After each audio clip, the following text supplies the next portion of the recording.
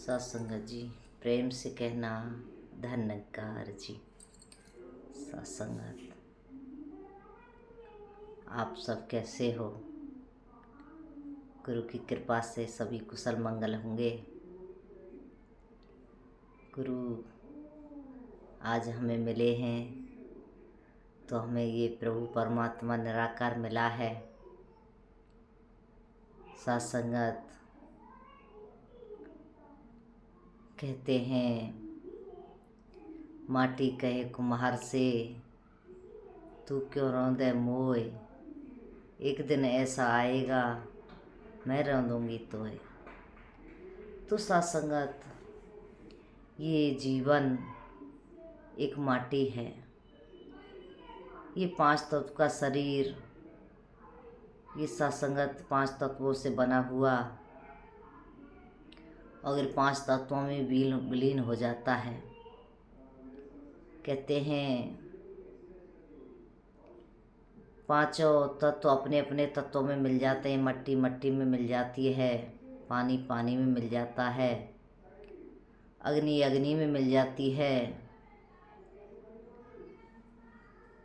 आकाश आकाश में मिल जाता है। इस तरह से संतों महापुरुषों ये शरीर इन 5 तत्वों से बनता है और फिर इन 5 में विलीन हो जाता है। कहते हैं एक बार बाबा गुरुबचन जी महाराज अपने विचारों में बता रहे थे कि इंसान के पास ज़मीन होती है, ज़मीन के 2 छोर होते हैं, एक मेड़ दूसरी तरफ होती है तो एक दूसरी तरफ होती है। तो जो बीच की ज़मीन होती है वो इंसान की खुद की होती है, उसकी मर्जी होती है, उसमें वो बोता है। कहते हैं अगर उसमें फूलों का बगीचा लगाते हैं तो वो हमें खुशबू देता है, महक देता है, आनंद देता है, सुकून देता है। और कहीं उसमें कचड़े का ढेर डालते हैं तो वो हमें बदबू देता है, वहाँ के निकलना भी मुश्किल हो जाता है। इस तरह इंसान का जीवन है। जन्म लेना और मृत्यु के बीच का जो जीवन होता है इंसान का, ये स्वयं का होता है।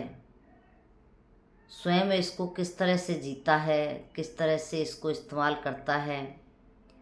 प्रेम, दया, करुणा, निम्रता, सहनशीलता के गुणों को अगर अपनाता है तो उसके जीवन में वो सुख आ जाते हैं। और अगर नफरत, निंदा, एक दूसरे को नीचा दिखाना, इस तरह के कर्मों को जब अपनाता है तो फिर कोई उसके पास बैठना भी पसंद नहीं करता। तो ये बातें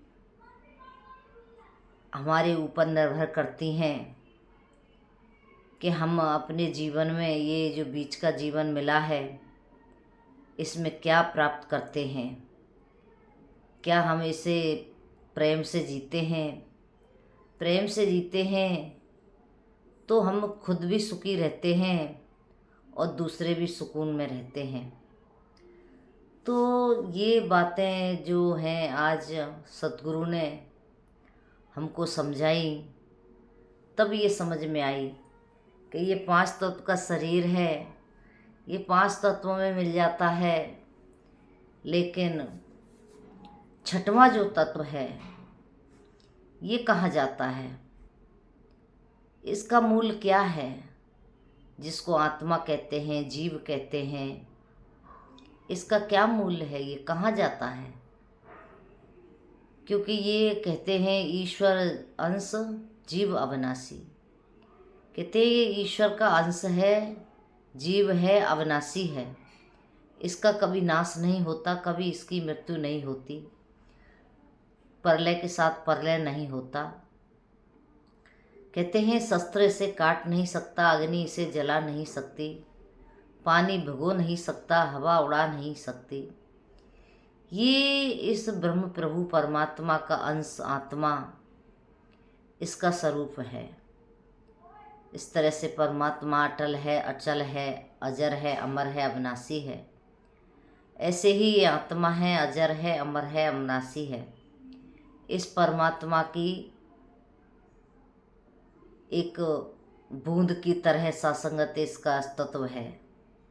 कहते हैं एक सागर होता है, सागर में से एक बूंद को निकाल लिया जाए तो वो बूंद बन जाती है। इसी तरह से ये परमात्मा एक सागर है, इसका कोई छोर नहीं है, विशाल है। और इसमें से ये निकली हुई आत्मा इस शरीर में, 5 तत्व के शरीर में परमात्मा ने इसको स्थापित किया तो ये संसार में आई। तो आई किस लिए? कहते हैं आई सीधी राह ते गई न सीधी राह। कहते हैं सीधी राह तो आई थी लेकिन सीधी राह नहीं गई, राह बदल दी।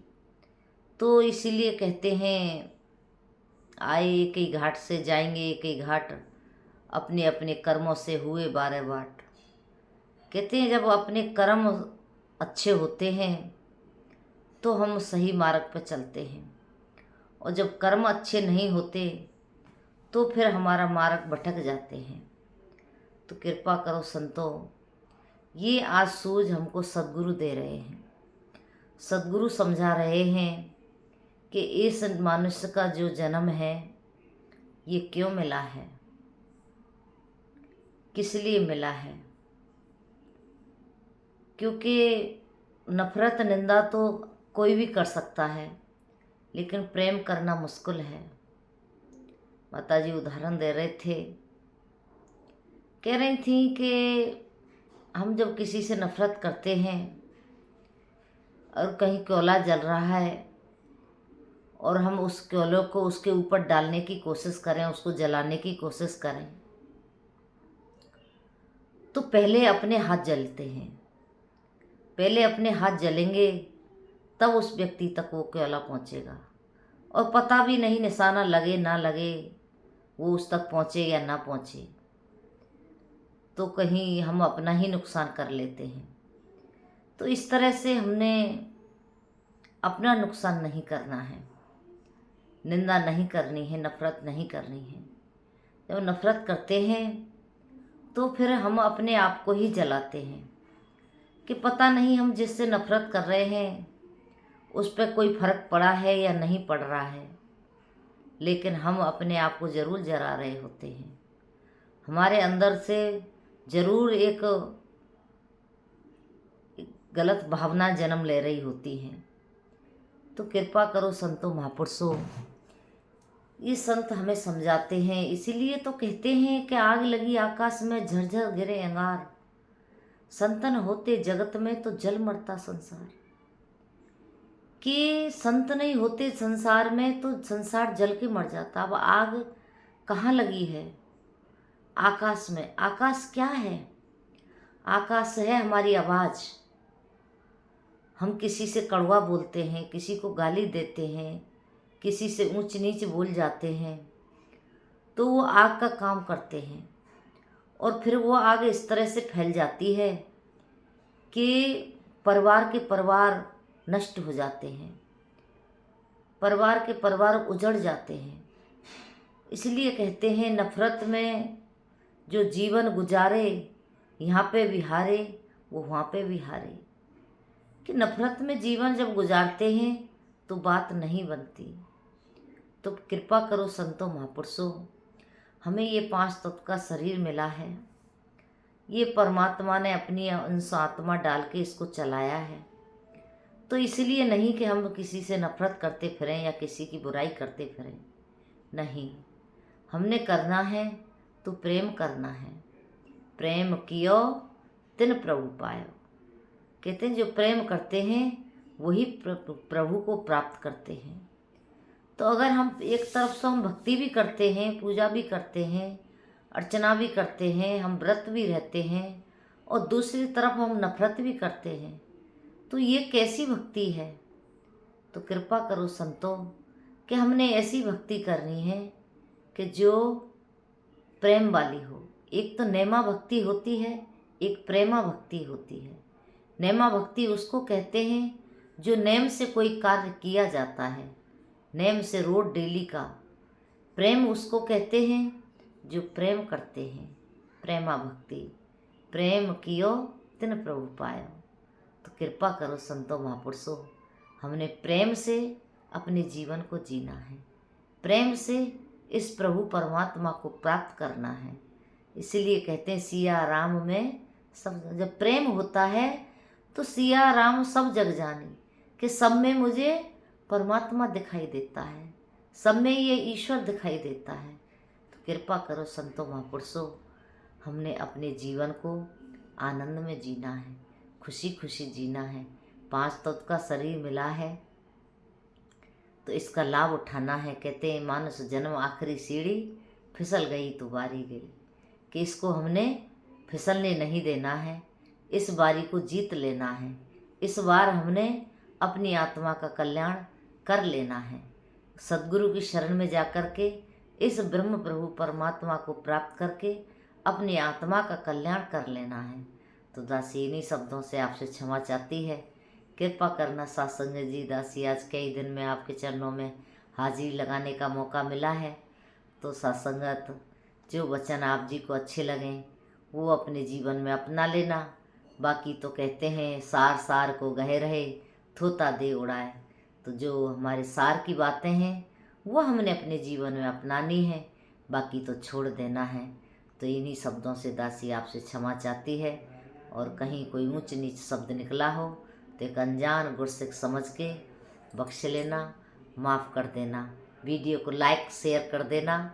चैनल पर नए हो तो चैनल को सब्सक्राइब कर लेना। कमेंट में बताना कोई कमी हो तो सत्संग जी उसको सुधारने की हम कोशिश करेंगे। तो ऐसी अरदास प्रार्थना आप जी के चरणों में है।